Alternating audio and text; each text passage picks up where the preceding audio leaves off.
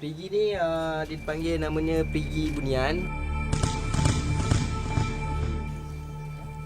Air tu nampak je kotor, cuba minum. Kalah air mineral.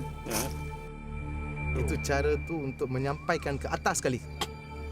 Pasal kita tahu Tuhan ni memang satu dalam dunia. Depa tak kata, saya yakin. Depa tak ada seorang kata kubur inilah yang semata-mata. Depa kata kubur ini sebab musabah. Jadi benda ni kita minta jadi doa. Kita doa kepada Allah, tetapi melalui wali ni minta. Ini masalah dia. Ini yang dikategorikan sebagai syirik.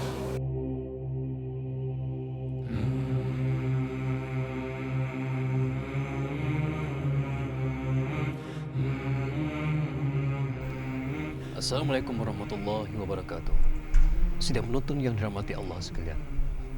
Sekitar 1400 tahun yang lalu, Allah Subhanahu wa taala telah mengutuskan rasul yang menjadi nabi terakhir pada seluruh umat manusia di dunia ini. Tidaklah solat itu menjadi perkara pertama yang dibawa ataupun ditegakkan oleh Muhammad bin Abdullah. Tidak juga puasa, tidak juga zakat ataupun haji. Tetapi apa yang ditegakkan oleh Muhammad bin Abdullah sallallahu alaihi wasallam ini adalah perkara usul dalam agama, iaitu akidah, yakni mentauhidkan Allah Subhanahu wa taala. Kalimah syahadah la ilaha illallah itu sendiri menuntut kita memperakui keesaan Allah Subhanahu wa taala dan menolak segala unsur kesyirikan kepadanya atau apa jua unsur yang menyekutunya. Justru sebagai seorang Islam, kita hendaklah memahami secara jelas konsep akidah di dalam agama ini. Kerana akidah membezakan kita antara sebagai seorang Muslim dengan yang kafir, dan syirik mampu membezakan kita di sempadan syurga ataupun neraka. Eksklusif minggu ini memaparkan kepada anda episod Keramat Kubur Wali. Pulau besar seperti pulau-pulau lain di Malaysia mempunyai daya tarikan tersendiri, kaya dengan flora dan faunanya. Cumanya, lokasinya dari tanah besar tidaklah begitu jauh seperti pulau-pulau lain di negara ini. Hanya kira-kira 15 minit perjalanan menaiki feri dari jeti terdekat. Kunjungan kali pertama kru eksklusif ke Pulau Besar membuatkan kami agak teruja. Perasaan ingin tahu dan tertanya-tanya bercampur bau sepanjang perjalanan menuju ke pulau itu. Tidak seperti pengalaman lain, cerita-cerita dongeng dan mitos terhadap beberapa lokasi di sana serta keajaiban kubur kepunyaan para wali menyebabkan kami agak skeptikal dengan kesahihannya. Pun begitu, adalah lebih baik untuk menyaksikan dengan mata kepala sendiri tentang cerita yang sudah sampai sekian lama ke telinga kami. Menjejakkan kaki kali pertama di Pulau Besar ini nyata tidaklah memberikan banyak perbezaan terhadap pemandangannya dibandingkan dengan pulau-pulau lain di negara ini.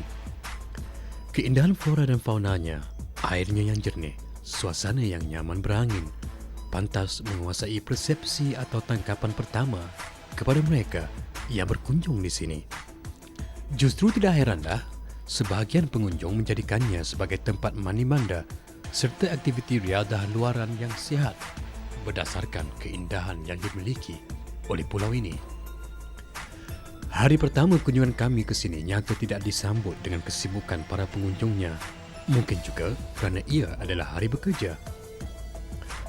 Kesempatan itu kami gunakan sebaik mungkin untuk menjelajah keseluruhan tempat-tempat menarik yang pernah diceritakan yang terdapat di pulau ini.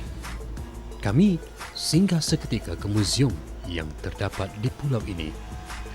Nyata pameran yang dipertontonkan di dalamnya juga lebih bersifatkan sejarah dan latar belakang pulau, selain turut diselitkan dengan beberapa aktiviti mistik yang menjadikannya lebih dikenali oleh kebanyakan pengunjung di sini.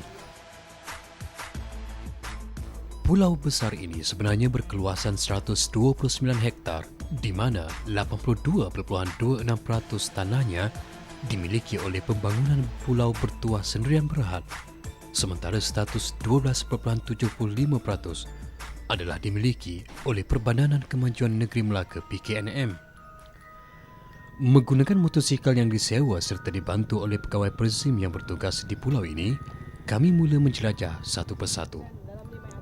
Destinasi pertama, kubur berhampiran ini. Kebanyakan kubur yang terdapat di pulau ini kebanyakannya bersaiz panjang. Tidak diketahui pula apakah benar jasad yang tertanam di dalamnya benar-benar sedemikian rupa, atau ia hanyalah binaan manusia yang suka mereka-reka. Kubur ini misalnya, menerusi catatan yang terdapat di sini, didakwa kepunyaan Tok Putih. Menerusi nama itu tentunya ia kepunyaan seorang Muslim. Namun apa yang memeranjatkan kami kehadiran barangan ini nyata bukanlah adat dan perlakuan pengunjung Muslim. Bukit berhampiran ini pula dikenali sebagai perkampungan bunian. Malah, pengunjung yang sudah biasa di sini amat maklum mengenainya. Ia dikaitkan dengan kehadiran makhluk itu yang sering dilihat bermain di sini. Sejauh mana kebenarannya, agak sukar untuk memastikannya.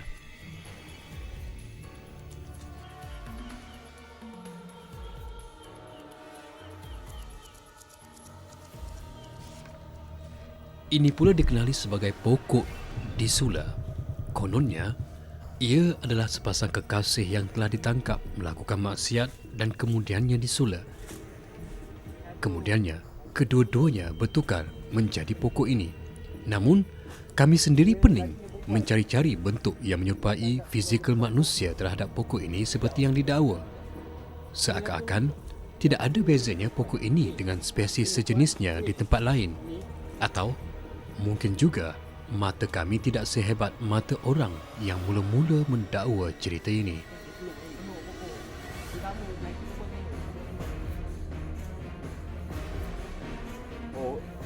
Ini pula kubur satu nisan. Dianggap pelik kerana kubur ini hanya memiliki satu nisan sahaja. Konon ceritanya, ia dimiliki oleh seorang pemuda kaca yang minta ditanam di sini. Kedudukannya begitu hampir dengan salah sebuah chalet di pulau ini. Sepanjang perjalanan di sini, kami agak menyedari banyak chalet yang dibina di sini ditinggalkan begitu sahaja tanpa berpenghuni. Seperti biasa, cerita kononnya ada gangguan makhluk halus penyebab utamanya. Agak sayang juga apabila chalet yang lengkap seperti ini dengan pemandangan indah sebegini rupa ditinggalkan musnah begitu sahaja. Destinasi kami seterusnya ialah Batu Belah. Terletak di sebuah bukit, batu ini khabarnya menjadi pilihan sebagai salah satu tempat di pulau besar ini yang menjadi pilihan golongan tertentu untuk melakukan petapaan. Tidak kurang juga yang datang untuk membayar hajat serta pemujaan. Apapun, kononnya ada kisah pendekar sakti yang menyebabkan batu ini terbelah. Sejarah Batu Belah ni adalah cerita tentang seorang panglima lidah hitam. Dia rasa tercabar oleh kawan-kawan dia. Dia belajar, selama dia belajar kat pulau ni, dia 5 orang. Kawan-kawan dia semua menunjukkan ilmu masing-masing. Jadi dia rasa tercabar dengan kawan dia mencabar dia, apa kehebatan kau selama bertapa di pulau besar. Jadi dia membelahkan batu ni menggunakan lidah. Yang pasti, tidak ada kajian terperinci yang mampu menyokong dakwaan itu. Yang ada hanyalah cerita lisan yang diwarisi turun-temurun, benar atau tidak. Tiada siapa yang mampu mencari dalilnya. Namun di depan mata ini banyak benar kerja khurafat dan dongeng yang dilakukan pengunjungnya. Jangan sembah Tuhan lain melainkan Allah. Sungguhnya pasti ada sebab kenapa ia ditulis begini di tempat ini. Sudah menjadi satu adat masyarakat kita apabila melihat suatu benda yang ganjil, maka mereka akan mudah terpesong dengan unsur-unsur khurafat dan syirik.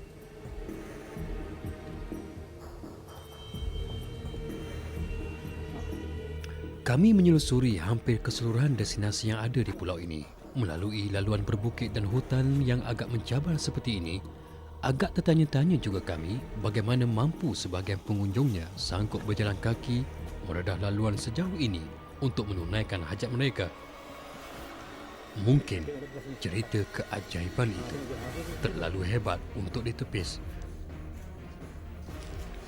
Kami tiba di sebuah resort yang boleh dikatakan paling besar dan mewah di sini. Seni bina dan keluasannya agak mengagumkan, apatah lagi berada di lokasi yang dianggap strategik dan mempunyai pemandangan yang cantik. Namun seperti nasib yang lain-lainnya, ia juga turut ditinggalkan, sepi, tanpa penghuni. Berhampirannya ada satu lagi lokasi menarik untuk diceritakan di sini. Ini adalah Perigi Bunian.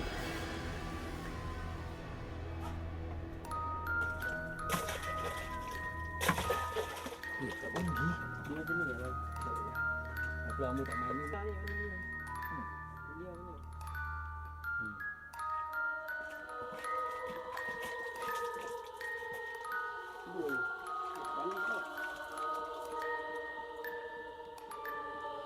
Manakala tidak jauh daripadanya terletaknya tasik yang didakwa sebagai Tasik Bunian. Ia menjadi destinasi popular di kalangan pengunjung pulau ini yang datang memohon hajat. Dikatakan ada yang datang untuk memohon dipermudahkan jodoh, mendapatkan zuriat dan sebagainya dengan mandi di sini.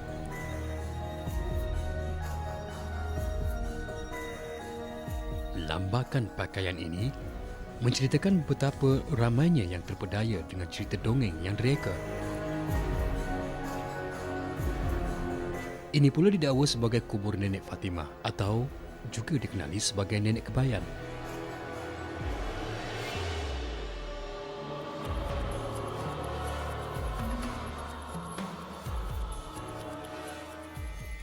Di sebelahnya pula adalah periginya, juga dianggap sebagai salah satu tempat keramat yang menjadi pilihan pengunjung di sini.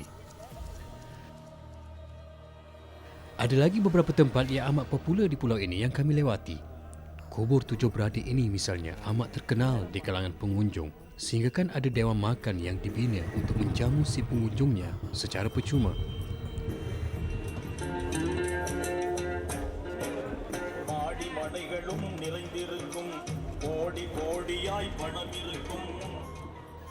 Apa yang diberitahu, kebanyakan orang yang tertunai hajatnya akan menyedekahkan kambing dan makan di sini sebagai tanda syukur dan terima kasih kerana hajat mereka sudah tertunai seperti yang dipinta. Namun yang paling terkenal adalah kubur berhampiran surau ini. Ia dianggap sebagai raja segala destinasi yang ada di sini. Makam yang anda saksikan ini adalah didakwa kepunyaan Sultan Al-Arifin Syekh Ismail. Menurut cerita lisannya, beliau ini adalah keturunan Wali Syekh Abdul Qadir Al-Jilani. Kalau kita melihat dari segi arkeologi, sumber-sumber arkeologi itu kita tidak tahu tentang siapa yang mempunyai sebenar makam-makam itu. Cuma sumber yang kita dapat daripada penduduk secara lisan. Maksudnya ada penduduk yang mengatakan bahawa inilah makam Sultanul Arifin Syekh Ismail itu tadi. Sampai sekarang dikatakan bahawa itulah makam Sultanul Arifin, dan saya tidak pernah membuat kajian dari segi arkeologi di kawasan tersebut. Justru tidak heranlah ramai benar yang datang memohon hajat di sini, walaupun di hadapan pagar kawasan makam ini sudah tertera larangan oleh pihak berkuasa. Cumanya, mungkin nasib tidak menyebelahi kami apabila ia agak lengang ketika kunjungan ini. Perjalanan pulang kami di hari pertama ini akhirnya terserempak dengan individu ini di makam Tok Putih. Ya, apa you buat sini? Datang sini saya duduk, saya berdoa. Saya bercakap dalam hati tentang kesusahan saya turunkan di sini. Jadi setiap kali saya datang, hati saya tenang di sini. Suasana sini pun tak berapa mengganggu kan. Jadi saya duduk sini, saya doa. Saya ikut cara saya sendiri kadang. Itulah membuatkan hati saya tenang lah. Tapi ini kubur orang Islam kan? Tapi macam mana adapt benda tu? Bagi saya tak kira kaum, bangsa, agama, saya tak kira. Saya semuanya satu.